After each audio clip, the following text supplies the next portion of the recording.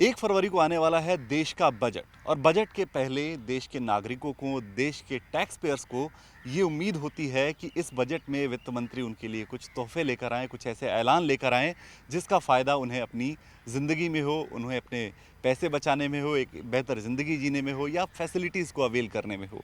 मेरे साथ इस वक्त मेरे दोनों साइड पे जो सिटीजन्स खड़े हैं, जो नागरिक खड़े हैं, वो लंबे समय तक देश के टैक्स पेयर्स रहे हैं, अभी भी टैक्स पेयर्स हैं, देश की सेवा की है और अलग-अलग सर्विसेज से रिटायर हुए हैं। आज हम इन लोगों से बात कर रहे हैं खारघर के सेंट्रल पार्क में और उनसे ये समझने की कोशिश करेंगे कि इस बजट से उनकी उम्मीदें क्या हैं, वो क्या चाहते हैं कि वित्त मंत्री इस बजट में ऐसा क्या ऐलान करें जो उन्हें खुश करे, देश के तमाम नागरिकों को जो उनकी तरह हैं, उन्हें खुश करे। सबसे पहले शुरुआत करते हैं हम अपने दाएँ तरफ से। सर, आपका नाम और आपकी क्या उम्मीद है इस बार के बजट से कि आप क्या चाहते हैं सरकार इस बार क्या ऐलान करे? मेरा नाम विमल ठकराल है और मैं ओएनजीसी में प्रोडक्शन इंजीनियर के कार्यपद पर रहा हूं और लगभग 8 साल पहले रिटायर हुआ हूं और खारघर में सेटल हो गया हूं। पहले तो मैं ये कॉम्प्लीमेंट देना चाहूँगा कि पिछले 10 सालों में जेटली साहब के समय में, मिसेस सीतारमन के समय में, whatever people expected budget has been given to their expectation and it has been made simpler and simpler every day. Now again we further expect that the simplification process must continue. इसमें जो है हमको एक साधारण करते जाना चाहिए। इसमें जो हमारे जो एनेक्शर्स हैं, जो सेक्शंस हैं, ATCC, DD, वो सब जो है कम से कम होने चाहिए।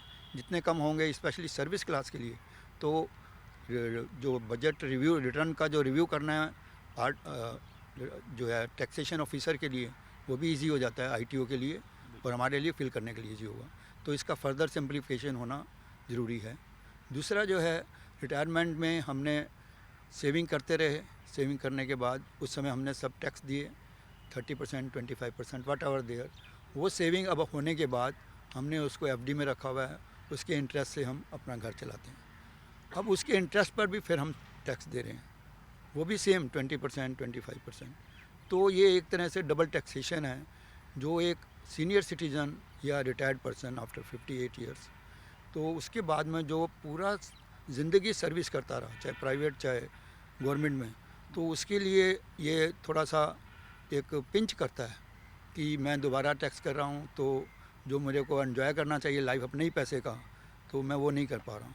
तो इसको मिनिमम डिलीट मत कीजिए, मतलब ज़ीरो मत कीजिए, तो मिनिमम पॉसिबल 5%, 10% नॉमिनल ला के मैक्सिमम 10% तक होना चाहिए for the people who retired from the services after doing only service job in the life, but whether private और मतलब गवर्नमेंट सर्विस में रहें। बिल्कुल। अब आप ये एक तरीका देखिए कहने का। सर ने ये कहा कि आप डिलीट मत कीजिए, आप टैक्स लीजिए, लेकिन मिनिमम लीजिए। हम टैक्स अभी भी देने को तैयार हैं, लेकिन मिनिमम लीजिए। ये अपील है उनके वित्त मंत्री से, उम्मीद है कि वित्त मंत्री सुनेंगी। सर, आपका नाम और आपकी उम्मीद क्या है इस बजट से? My name Shyamlal. मैं भी ONGC में इलेक्ट्रिकल इंजीनियर के डिफरेंट लेवल में काम किया है और हमें ज़्यादा कुछ पेंशन भी नहीं मिलता, लेकिन जो भी मिलता है आज हम लोग का उसका काफ़ी बड़ा हिस्सा टैक्स में चला जाता है। जैसे सर ने बताया कि मेरा अपना ओपिनियन है कि अगर 10% तक टैक्स में आता है तो मुझे कोई दिक्कत नहीं देने में, लेकिन जैसे ही 10% से वो 20% के सिले में आ जाता है तो अखर जाता है। तो मेरा गुजारिश है वित्त मंत्री जी से कि इस चीज़ को ध्यान में रखते हुए ख़ासतौर से सीनियर सिटीजन्स के लिए और मिडिल क्लास के लिए कुछ ऐसा करें कि वो लोगों को ज़्यादा पे नहीं करना पड़े और वो लोग उस रेंज में आ जाएं कि 10% तक टैक्स देने में कोई हर्ज नहीं है, कोई दिक्कत, और देना भी चाहिए क्योंकि ये काम आता है, गवर्नमेंट चलती है, नेशनल बिल्डिंग में सबकी भागीदारी की ज़रूरत है। लेकिन अगर 10% तक रहेगा तो कोई भी दिक्कत नहीं आएगी। तो मेरा गुजारिश ये है कि स्टैंडर्ड डिडक्शन बढ़े। और दूसरी चीज़ है कि जो इन्फ्लेशन है हमारा इतना ज़्यादा बढ़ जाता है, उसमें मैंने FD में मेरा पैसा है वो 6-8-7% मुझे मिल रहा है, 8% मिल रहा है, उसका 20% में से जब निकल गया तो मुझे मिला क्या? वो जो इन्फ्लेशन भी नेगेटिव नहीं हुआ। तो कम से कम ऐसा व्यवस्था की जाए कि जो आदमी इस महंगाई के समय में आराम से रह सके। दूसरा मेरा है कि जो हमारे यहाँ हम लोग भी काम करने वालों से बात करते हैं या कुछ काम है तो जो लोग रोज़ लाने खाने पीने, उनके लिए जो भी कुछ ऐसी व्यवस्था की जाए, जैसे मेडिकल की खास तौर से, कि उनको ये मेडिकल जो अफोर्डेबल हो जाए। बिल्कुल।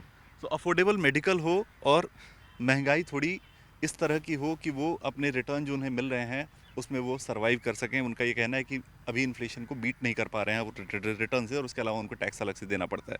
सर, आपकी क्या उम्मीद है इस बार के बजट से? पहला अपना नाम बताइए और उसके बाद फिर।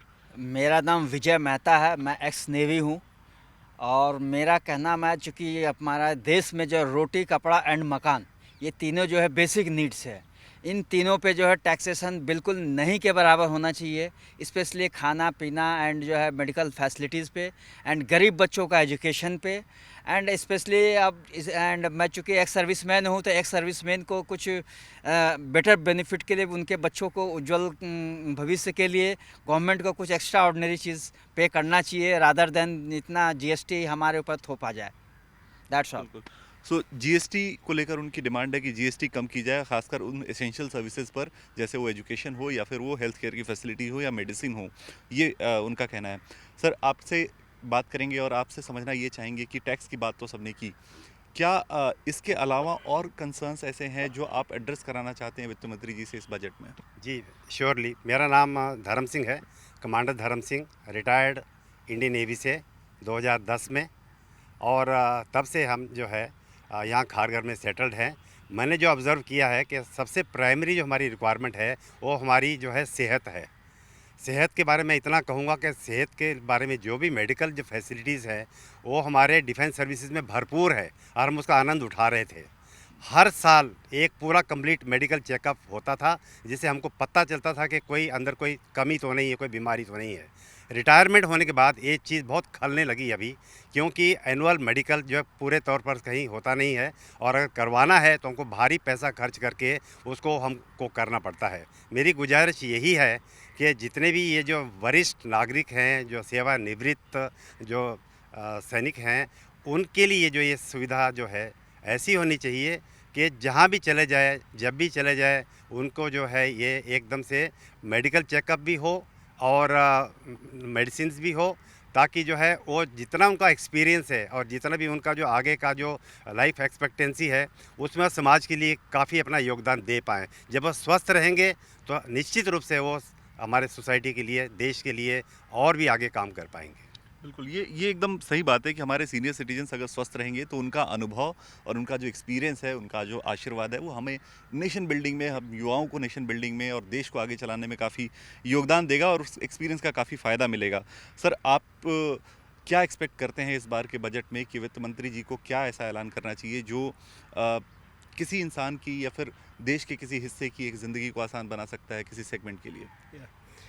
मेरा नाम प्रताप सिंह चौहान है और मैं यहीं खारघर में रहता हूँ। मैं ओएनजीसी से रिटायर्ड हूँ।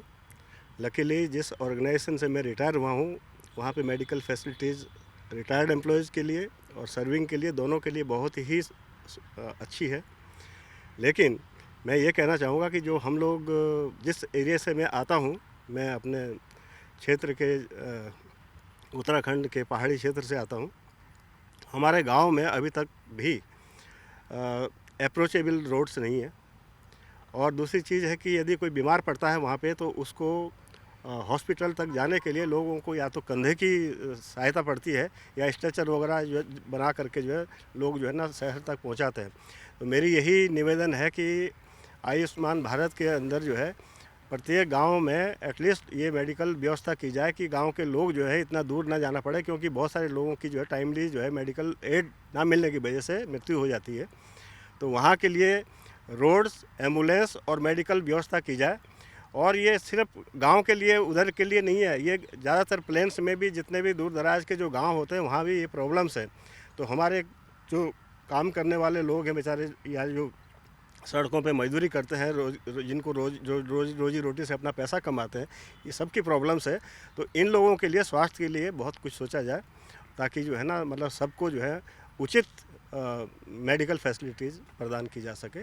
तो वित्त मंत्री जी से यही निवेदन करूंगा कि इस बार बजट में इस चीज़ का ख्याल रखा जाए, ताकि जन जन जो है अपना स्वस्थ रहे तो स्वस्थ भारत रहेगा, स्वस्थ जनता रहेगी तो भारत भी स्वस्थ रहेगा और देश उन्नति करेगा। अभी हमने आपको थोड़ी देर पहले ही ये बोला था कि सीनियर सिटीजन्स का एक्सपीरियंस और उनका जो मार्गदर्शन है वो हमारे काम आएगा। और सर ने जो बात कही, आप उसके बारे में सोचिए कि वो खारगर में सेटल्ड हैं, रिटायर्ड हैं, पेंशनर हैं, लेकिन उनकी जो सोच है वो उनके उस गांव की याद दिलाता है उन्हें कि वहाँ हेल्थ फैसिलिटीज़ नहीं हैं, वहाँ हिल्स में लोग एम्बुलेंस फैसिलिटीज़ को अवेल नहीं कर पा रहे हैं, और वो इसके लिए वित्त मंत्री से डिमांड कर रहे हैं कि हर किसी को बेसिक हेल्थ केयर फैसिलिटीज़ हर एरिया में अवेलेबल कराई जाए। आयुष्मान भारत के तहत एक बेसिक हेल्थ फैसिलिटीज़ और एम्बुलेंस की सुविधा वहाँ अवेलेबल हो। ये इंडिया है, ये उसकी डिमांड है जो वित्त मंत्री जी से उम्मीद है वित्त मंत्री जी सुनेंगी। सर, आपसे पूछेंगे कि क्या आप उम्मीद करते हैं, हमने हेल्थ की बात की, हमने एजुकेशन की बात की, हमने टैक्सेशन की बात की, आप क्या कुछ अलग डिमांड रखते हैं वित्त मंत्री जी से? मैं चाहता हूँ कि जो एजुकेशन जो आजकल लोगों को मिल रहा है, प्राइमरी लेवल, सेकेंडरी लेवल और कॉलेज लेवल, फीस इतनी बढ़िया कई कई संस्थाओं की कि लोग उधर जिसके पास पैसा नहीं, वो बच्चे अच्छे हैं तो भी वो एजुकेशन नहीं ले पाते। तो इसके लिए कुछ कंट्रोल होना चाहिए कि वो जो फीस हो अफोर्डेबल हो और सब लोग अच्छा एजुकेशन लें। यही मैं वित्त मंत्री से प्रार्थना करता हूँ कि इसके ऊपर कुछ सोचा जाए। बिल्कुल। हमने 6 लोगों से बात की।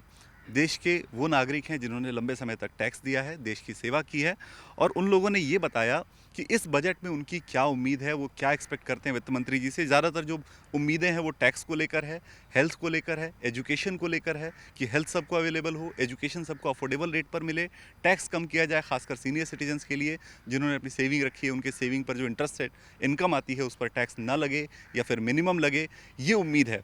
ये ओवरऑल हमने समझा आज के बजट में। उम्मीद है वित्त मंत्री जी इस बात को सुन रही होंगी और देश के इन नागरिकों की अपील को सुन रही होंगी और इस बजट में ऐसा कुछ ऐलान करेंगी। फिलहाल खारगर से हमारी ये रिपोर्ट है। हम और किसी सेगमेंट में जाएंगे, किसी और लोगों से बात करेंगे, युवाओं से भी बात करने की कोशिश करेंगे और समझेंगे कि उनकी बजट से क्या उम्मीदें हैं। लेकिन फिलहाल के लिए इतना ही।